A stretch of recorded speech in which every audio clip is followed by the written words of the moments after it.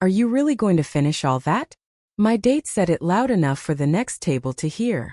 And he smiled while he said it, that particular smile men give you when they think they're doing you a kindness by reminding you in public that a woman your size probably shouldn't have ordered dessert. My name is Lucia Ferrante. I'm 40 years old. I'm a big woman. And I used to be a dancer. The kind who wore sequins under hot lights. The kind people leaned forward in their seats to watch. Until the world decided that a body like mine had no business on a dance floor. Until it took the one thing I loved most and told me I was too much for it. And I believed them, and I put my dancing shoes in a box in the back of my closet, and I never opened that box again. So when Bryce mocked me at that dinner, in that beautiful old supper club with the live band playing in the corner, I did what I always do now. I folded my hands in my lap. I made myself small. And I waited for it to be over. And then a voice from the next table said, "Would you do me the honor of a dance?" I looked up. And the most dangerous man in Providence was standing beside my chair with his hand held out to me, while the band played something slow and my cruel date sat there with his mouth hanging open. I didn't know it yet, but that man had just saved my life by asking me to dance. Not my heart. My life. Because the man sitting across from me wasn't really my date at all. And the dance I was about to say yes to would turn out to be the first step of the most dangerous and the most beautiful month of my entire life. Let me start at the beginning. I met Bryce on one of those apps my sister made me sign up for. He was handsome in a bland, catalog sort of way, and he'd been strangely, almost suspiciously eager. 3 messages and he was already planning our first date at Verdi's, the nicest supper club on Federal Hill, the kind of place I could never have afforded on a dance teacher's salary. I should have known. Men like Bryce don't chase women like me. Not to Verdi's. Not with that much enthusiasm. But it had been 4 years since anyone had chased me anywhere. And the hopeful, stubborn, stupid part of my heart that refuses to die whispered, maybe this one's different. He wasn't different. Within 20 minutes I understood that he barely saw me at all, that his eyes kept moving past me around the room like he was waiting for something. He ordered for me without asking. He checked his watch. And when the dessert came, he made his little joke loud for the next table. And something in me that had been bracing for it my whole life just quietly gave way. Because I want you to understand what a comment like that does to a woman like me. It's not the words. I've heard the words 1,000 times. It's that they reach all the way back and press on the oldest bruise I have. I was going to be a professional dancer once. Ballroom. I was good, better than good. My partner and I placed at nationals 2 years running. I was going to have a whole life made of music and movement and sequins and light. And then my body changed. I got sick and the medication changed me, and I gained weight and couldn't lose it, and the dance world, the beautiful glittering world I loved with my whole soul, looked at the new me and turned its back. My partner dropped me. He said to my face that he couldn't lift the line anymore. Judges stopped scoring us. A coach I loved told me gently like it was a mercy that maybe I'd be happier teaching the little ones. That there wasn't a place on the competitive floor for a body like mine. So I stopped. I put away my shoes. I became the plus-size lady who teaches 6-year-olds their box step on Saturday mornings, because that was the only dancing the world would let me have. And I told myself I'd made peace with it. I hadn't. You don't make peace with losing the thing you were born to do. You just learn to stop mentioning it. That's the woman Bryce mocked at dinner. That's the woman who was folding her hands in her lap, getting small, waiting for it to be over. And that's the woman a stranger asked to dance. His name was Stefano Cattaneo, and I knew exactly who he was the way everyone in Providence knew to lower their voice around the name, knew that the Cattaneo family had run the shadows of this city for 3 generations. He was perhaps 45, dark and silver-templed and elegant in a way that felt like it belonged to an older, grander century. He'd been dining alone at the next table, and he'd heard everything. "Forgive me," he said, his hand still extended. "I don't usually interrupt, but I've been watching you sit very still and take something you didn't deserve, and there's a band playing, and it seems to me a terrible waste for a woman to be insulted at a table when she could be dancing instead." His dark eyes were steady on mine. "One dance. And if you'd rather I go away, I'll go away, and I'll have your date removed from the premises, which I'm in a position to do."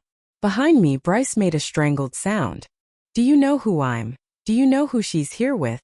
I know exactly who you're here with, Stefano said, not even looking at him. His eyes never left my face. The question is whether the lady would like to dance. And here is the thing I've never been able to fully explain, not even to myself. I said yes. I who hadn't set foot on a dance floor in 4 years. I who had buried that whole part of myself in a box in a closet. I put my hand in the hand of the most dangerous man in Providence, and I let him lead me out onto the little parquet floor in front of the band, and I danced. And oh God help me, it came back. It came back like it had never left. The moment his hand settled at my back and the music took us, 40 years of my body remembered what it was for. My feet knew the steps. My spine knew how to lengthen.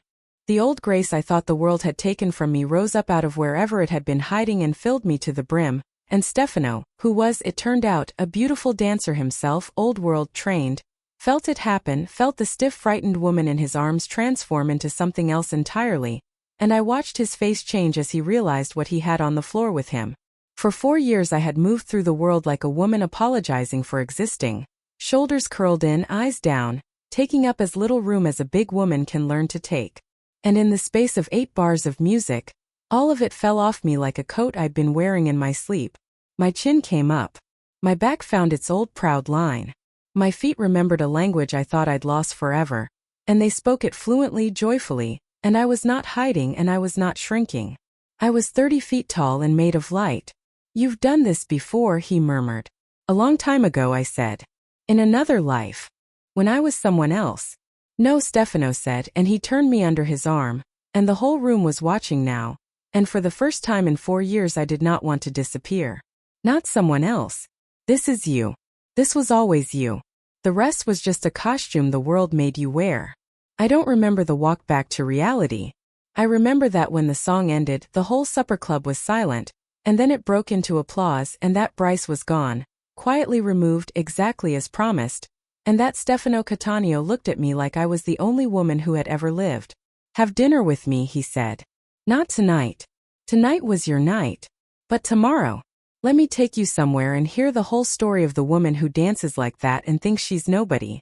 I should have said no. He was dangerous. His whole world was dangerous. Yes, I said. What I did not know, what neither of us knew that first perfect night, was that Bryce had never been a date at all. I'd find that out later, and it would turn my blood to ice. But first there was the courting, and I have to tell you about the courting because it was the gentlest thing that ever happened to me.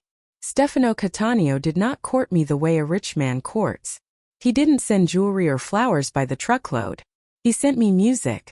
Recordings I'd mentioned loving, the great old orchestras. He found the ballroom recordings from my competition years. I don't know how. And he watched them, all of them, the young sequin version of me spinning under lights. And the next time I saw him he said, quietly, you were extraordinary. And the people who told you that you stopped being extraordinary when your body changed are the most foolish people who ever lived. And I'd like to spend a great deal of time proving it to you. He took me dancing. That was our courtship. He took me dancing again and again in empty ballrooms he'd have opened just for us, with a single old musician at a piano, and slowly, week by week, he gave me back the thing the world had stolen. I stopped flinching when I caught my reflection. I stopped apologizing for the space I took up.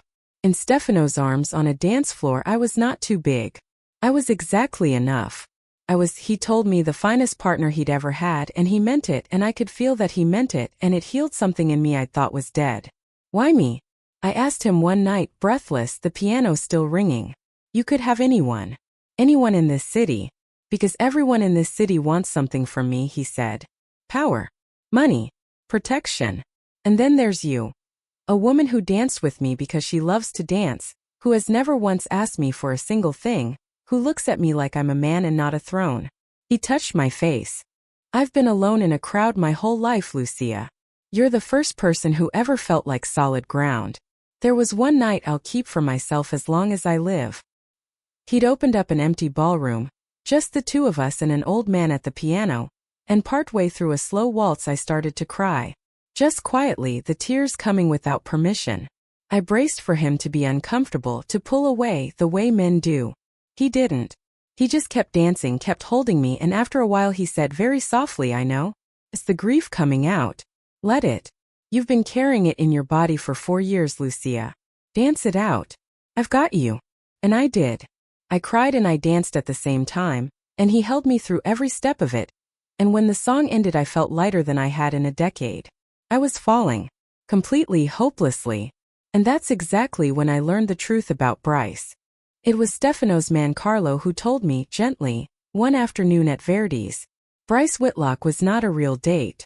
Bryce Whitlock was a low-level associate of the Vaccaro family, Gennaro Vaccaro, a hungry, rising rival who wanted what Stefano had, who wanted Providence, and who had spent months planning to take it the only way you take a city from a man like Stefano Cattaneo, by killing him. And Bryce's job, his whole job, had been me. Or rather, a woman like me. He'd trawled those dating apps looking for exactly the right kind of woman. Someone plain, someone overlooked, someone unconnected and forgettable, and his word in a message Carlo's people had recovered, invisible. A safe, dull +1 who would get him into Providence's exclusive rooms without raising a single eyebrow.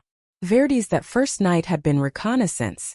And the real event, the one he'd been building his cover toward, was the Founders' Ball, the grandest society event of the Providence year. The one night the whole city's powerful gathered under one roof, the one night Stefano Cattaneo would be exposed in a crowd. Bryce was going to walk into that ball on the arm of a forgettable fat woman nobody would look at twice. And somewhere in the music and the champagne, the Vaccaros were going to kill the man I was falling in love with. Stefano pulling me onto the dance floor that first night hadn't just wounded Bryce's pride. It had blown up his cover. It had taken his invisible woman and made her the most visible person in the room, on the arm of the target himself. He's furious, Carlo told me. The whole plan's compromised. But Gennaro Vaccaro doesn't call off a hit. He improvises. He looked at me grim. The Founders' Ball is in 3 days. And we think they're still going to move.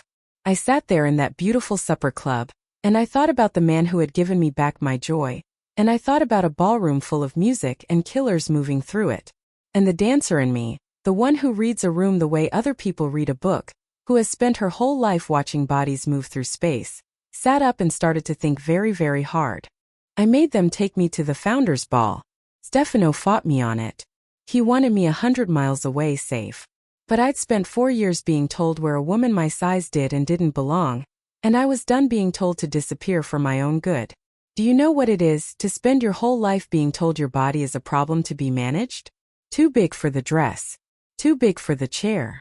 Too big for the floor, too big to be loved, too big to matter. And then, for once, to look at that same body and see not a problem but a weapon, the one asset in the room that nobody would ever think to fear? I wanted that. God forgive me, after 40 years, I wanted to walk into the most glamorous room in Providence and have the very thing they'd all pitted me for be the thing that beat them. You're going to be on that floor whether I'm there or not, I told him. And there is not a single person in that ballroom better equipped to keep you alive than me. You don't understand what I am, Stefano. You think I'm a dancer. I'm not just a dancer. I'm a woman who has spent 30 years reading bodies. I can tell you a person's mood from how they carry their shoulders across a room. I can spot a trained fighter in a crowd of civilians by the way he keeps his weight on the balls of his feet. I've been reading movement since before I could read words. I took his hands. Let me come. Let me watch. Nobody at that ball is going to suspect the fat woman on your arm. That's been my whole life's disguise. For once, let it be a weapon. He looked at me for a long moment. Then he did the thing that made me love him completely. He trusted me. Stay close, he said. And Lucia, if anything happens, you run and you let my men do the rest. Sure, I said. I had no intention of running. The Founders' Ball was the most beautiful room I'd ever seen. A grand old hotel ballroom, gold and candlelight, a full orchestra, 500 of the city's finest turning slowly under crystal chandeliers. And I knew within 20 minutes exactly where the killer was, because I was watching the way people moved. That was the thing Vaccaro's people could never have planned for, that the invisible fat woman on Stefano's arm was the single most sophisticated reader of human movement in that entire room. And there was a waiter near the north wall carrying a tray of champagne who was wrong. Everything about him was wrong if you knew how to see. Real waiters glide. They've learned to move through crowds without spilling weight-forward fluid. This man moved on the balls of his feet, weight-centered, shoulders squared. His eyes doing slow sweeps of the room instead of watching his tray. He held that tray like a prop.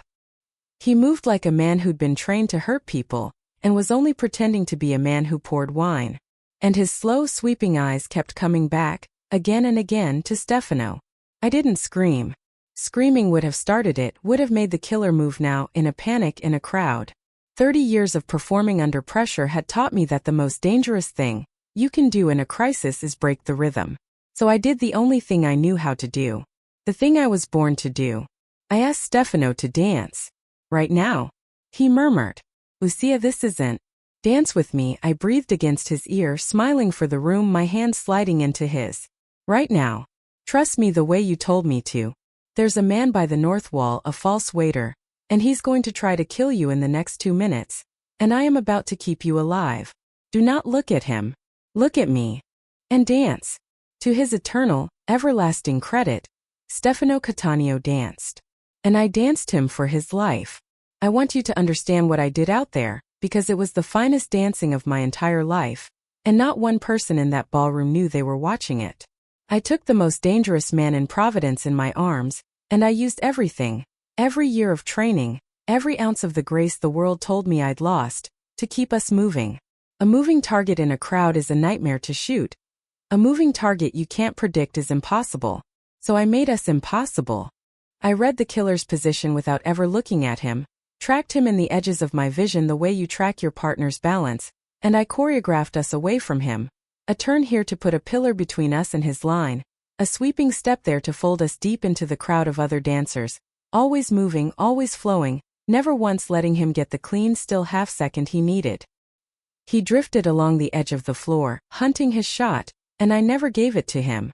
I spun Stefano through a gap. I dipped him, the dawn of Providence, and the whole room thought it was romance, and it was the only thing that took his head out of the killer's line at the exact instant the man's hand went into his jacket. I felt Stefano understand in that dip exactly what was happening, felt him surrender completely to my lead, this man who led everything, trusting a fat dance teacher to waltz him out of death. My heart was a war drum. My smile never moved. That was the hardest part, that I had to look to the whole watching room like a woman lost in a beautiful romantic dance, while every nerve in my body screamed and tracked a killer drifting at the edge of my vision. One wrong step, one broken beat, one glance in his direction, and he'd know he'd been made. And the shooting would start in a room full of 500 people. So I gave him nothing. I gave the whole ballroom a love story, and I gave the killer a target he could never quite hold. And I kept my breathing slow and my count perfect and my terror locked somewhere down beneath the music where it couldn't reach my feet. And I danced us step by impossible step all the way across that ballroom through the crowd to the far doors, where Carlo and Stefano's men were waiting, because I'd told them where to be. And the second we crossed that threshold, they had him. The false waiter never fired a shot. He was taken in the service hallway quietly, while 500 people applauded a beautiful couple's dance and never knew they'd watched a man's life saved in 3-4 time. Gennaro Vaccaro had bet everything on that one night. When it failed, when word spread that his killer had been plucked out of the founder's ball without so much as a raised voice, outmaneuvered by the very woman he tried to use as a pawn, his standing collapsed. A boss who spends everything on a hit and misses does not stay a boss for long. What became of Gennaro Vaccaro is not a story for tonight. It's enough to say that Providence stayed Stefano's, and that the Vaccaro name faded from the city like a stain lifting out of good linen. As for Bryce Whitlock, the date who'd chosen me because I was invisible, forgettable, safe? He'd made one truly catastrophic error in judgment. He had looked at a woman and seen nothing. No threat, no person, no power, just a fat body to hide behind. And that woman had turned out to be the one who read his whole operation off the floor of a ballroom and danced its target to safety. The last I heard, Bryce had left Providence entirely, chased out not by Stefano's men but by his own humiliation, unable to live in a city where everyone in his world knew the story of how the invisible woman had beaten him. Some men get punished. Bryce just had to go on being Bryce, somewhere far away, knowing what he'd failed to see. I never gave him another thought. I had better things to think about. I had gotten my dancing back. It ends where it should end. On a dance floor. Not a ballroom this time. Something better. Stefano bought me a studio. A beautiful old space on Federal Hill with tall windows and a sprung wood floor and mirrors from wall to wall. And I opened a school. Not for 6-year-olds learning their box step, though I still teach those too.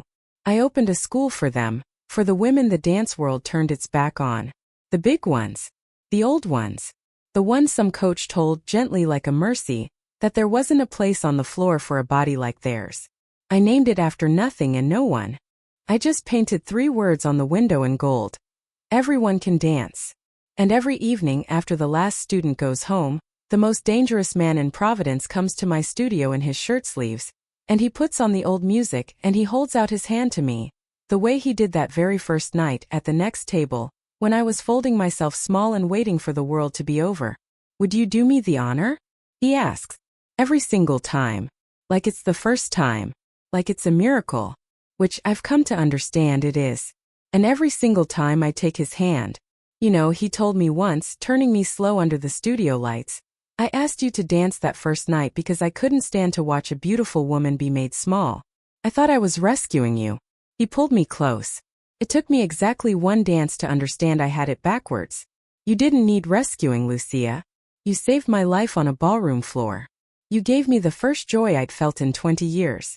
I asked you to dance, and you're the one who taught me what I'd been missing my whole life. He smiled. So I'm going to keep asking. For the rest of it. And I dance with him in the studio with the gold letters on the window, in a body that is exactly the right size for the only arms I ever want to be held in.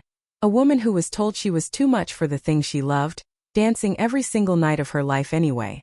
The box in the back of my closet is empty now. I don't need it anymore. The shoes never come off. So that's the story of the woman a cruel man mocked at dinner, the dancer the whole world told to disappear, who turned out to be the only person alive who could waltz a king out of the path of a bullet and never spill her champagne. I want to ask you something tonight, and be honest with me down in the comments. Every one of us has a thing we love that somebody told us we weren't allowed to have anymore. A thing we were too big for or too old for or too late for. A box we put in the back of a closet. So here's what I want to know. What's in your box? What did the world tell you to give up? And are you brave enough to open that lid again? Tell me. I read every single comment, and somebody scrolling past tonight needs to hear that it's not too late to dance. And if Lucia reminded you that the thing they mocked you for might just be your greatest strength in disguise, do me one favor before you go. Tap that like button, share this with someone who needs to be asked to dance again, and subscribe, because the next story might be the most unforgettable one yet, and you will not believe who walks through that door. I'll see you there.